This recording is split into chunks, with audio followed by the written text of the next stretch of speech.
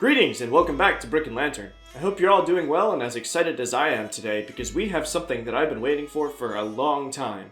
This is the Bionicle gift with purchase, Tahu and Takua. This was revealed and leaked throughout the last year and finally came out. I have some complicated feelings about it, so we'll definitely get into it later in the video, but right now I just wanted to highlight the box.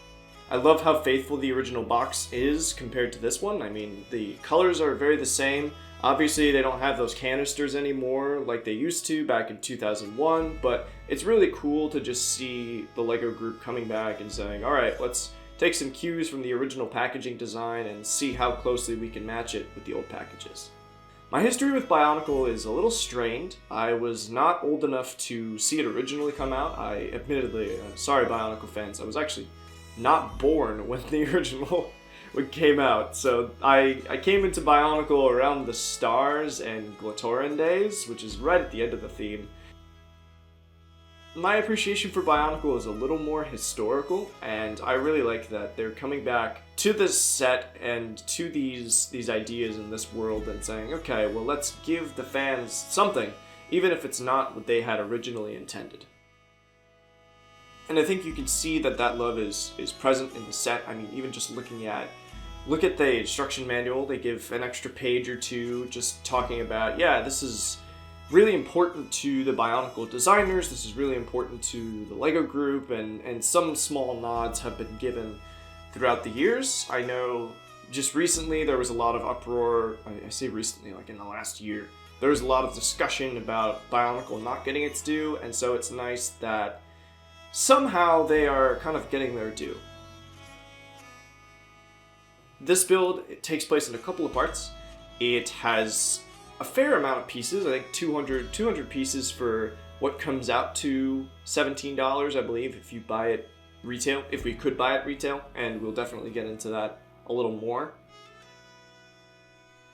I think it's pretty nice, and in all honesty, the build process that you will see was a lot of fun for me, even as someone who admittedly doesn't love Bionicle, doesn't know all the lore, is really starting to get into it. I mean, I'm now thinking about going back and trying to get the original 6 Toa and really delving into what that system was, like what the Bionicle world was.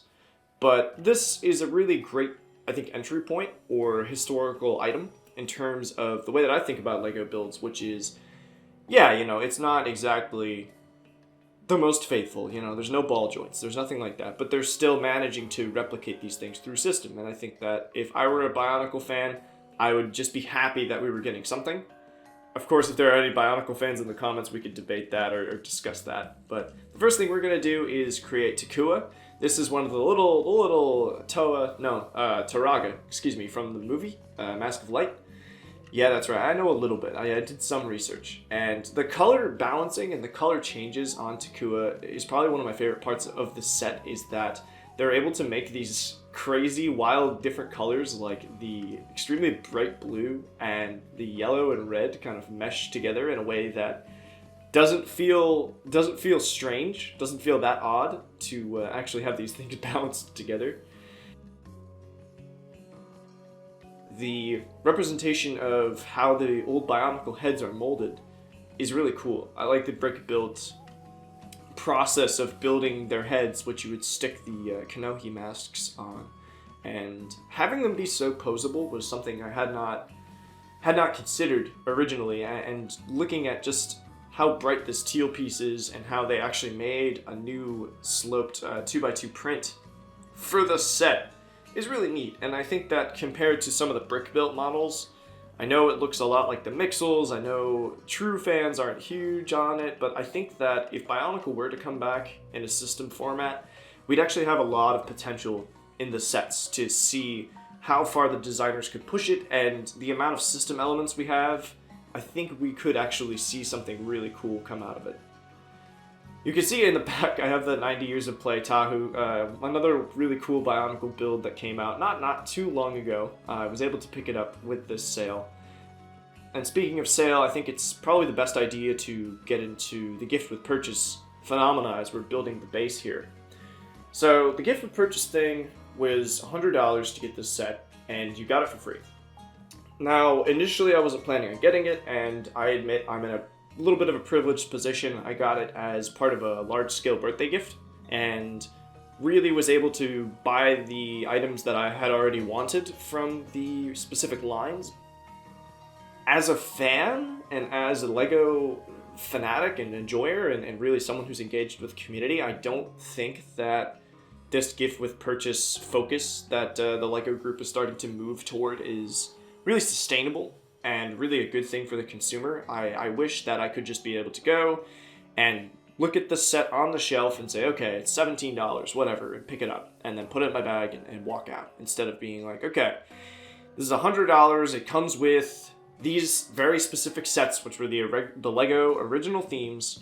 You have to buy Ninjago, you have to buy Monkey Kid, you have to buy City, you have to buy Classic and Creator. And if I wasn't such a big fan of the Creator, I wasn't such a big fan of Ninjago, as we'll see coming soon. I've got a really cool review that I'm working on right now. If I wasn't really like, if there weren't two of us, if the circumstances were different and I was just one person by myself and didn't get lucky the way I had, I would not get this set. I would have to pay $50-$60 on the aftermarket, which is what it's retailing now for on eBay, and what I was originally planning on doing. And that is kind of disappointing. I mean, it's just frustrating to be like, and we saw this with Blacktron, and we saw this with Forestman's Hideout, and it seems like from sources that RR Slugger made a really good video on this, and I'll link it up in the card right now. It seems like this is the way that the LEGO group is going to start moving, and it's kind of worrisome because as a fan, it seems like they might be holding these old themes kind of hostage, and it's a little upsetting for me to say, okay, well, what if they make something for Space Police, or what if they make something for Aquazone, or another theme that I'm really attached to, and they put it behind a paywall, and now this really cool build that's a nice thing that I would have bought on its own is kind of being towed along with another large purchase threshold that I can't make or don't want to make, or it's really a consideration of space, and I think that that's the key disappointing part about this set. It's the same thing I said about the Forestman's Hideout. The designers did great on this for what they had, and for all the abilities and everything like that, and the pieces and the parts budget. The designers did awesome and really did well trying to capture the Bionicle feeling.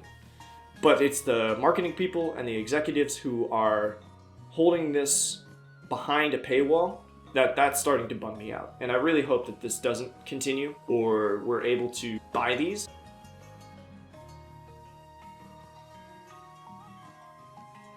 I got lucky. The employee who I checked out with gave me the Lunar Rabbit as well. They said they had way too many of them when I went to the LEGO store, and they gave us one as well. But the gift with purchase are not supposed to stack. Again, it's just kind of like, I understand from a business perspective, but it really, as a fan and as someone who's really passionate about the hobby, it's kind of disappointing. Hopefully, we're able to see a balance be struck. eBay resellers are going to be having a field day with this thing. But let's get back to the build process. So now I'm working on Tahu. We also built the lava board base, which is another thing out of the movie, out of the original marketing. So that's really cool, and the base is stellar. I love the use of clips and shield pieces on that little rock surfboard. It really makes for a nice experience of just clicking it in to the base, and those Technic pins are going to come in really handy because, as we'll see later, Tahu's feet actually have bricks with Technic holes in them. So it clips really nicely into that board and makes a great display piece. Another thing I'll mention about this is a little bit of the discourse and a little bit of the discussion of, is this actually working for people? The reason that it works so well for me is posability. As you saw in the Zaku 2 video, as you'll see in videos that I'm working on currently, I've actually got a Bricklink piece together for something that I'm very excited to put together. I love posability in my figures, in my mocks, and all of that stuff. I love being able to rearrange characters and put them into different positions and really have like a real playability field day with these things. And the original Bionicles from 2001, the Toa Mata, aren't extremely posable. They have a couple points of articulation, but really they have that neat Technic gear mechanism in the back, and that's the thing that makes them work. That is that chopping motion for a lot of those figures, what they have. But these new figures, these brick-built figures, and this one in particular, this Tahu figure, is so posable. And I'll show it at the end, because I really want to show off the posability and how posable these things are. But the fact that you have hips, you have shoulder posability, you have 2 points of posability in the arms and 2 points in the legs. It's really cool to take these things and display them, and even just taking the figure and rearranging it and doing different poses with it and putting it in different scenarios. It's pretty cool. And that's the part that I really like about this system set, is that the ball joints, the small system ball joints, work extremely well for posing. As you can see now, and it's fun to just clip them in, but you get a really nice wide stance on those legs, even though the legs are a little bit chunky, and the feet especially are a bit chunky. But it's so cool to just have the amount of posability and the amount of play potential, toyetic potential, I think it's called, in the toy world, that we have with this set, as compared to the originals, which might be a little more rigid than this. And I know Bionicle fans are going to be sounding off in the comments. Please, I'd love to get in touch with the community and see what you think about this, because I know a lot of community members have been a little negative about this set, and I think that it's fun to engage with them and see what the differences are. Another really cool print piece, this print 2x2 for Tahu's Kanohihao. I think it would be neat to get into some different techniques with these printed pieces and see if there's something else we can do, but this is really the most unique piece of the set, is that print. So we could take this mold of Bionicle and build different characters with it. And I'm sure the talented fans in the Bionicle community are already working on those. It'd be really cool to see some different characters in this style, or even different Tahus in this style, as compared to just Tahu Mada. We've given him his flame sword. We're really putting the finishing touches on now, and I think it's coming together really well. I love the way this figure looks. Even in the original leaks, I was like, if this is how the figure's gonna look, I am totally sold. And here's that posability I was talking about coming into action. Just, you can move the head, you can move the shoulder, you can slash with the arm and at the elbow. I mean, the amount of movement that this figure has is probably one of the reasons I like it so much. If not, the primary reason is just how posable this thing is. You can see now, as we're putting it down, I just want to highlight him for a moment and see. I love this pose for Tahu. I think I might change it over time and kind of doll it up a little bit as we continue to display it, but it's action-based. It looks like the canister. The designers did as much as they could to really highlight the heroic, posable, creative nature of Bionicle. I love it. I think it's a really nice tribute to a group of fans who are underserved. But please let me know what you think in the comments. Is this a good tribute to Bionicle? Is it not? And just let me know. But until then, take care, stay safe, and good night.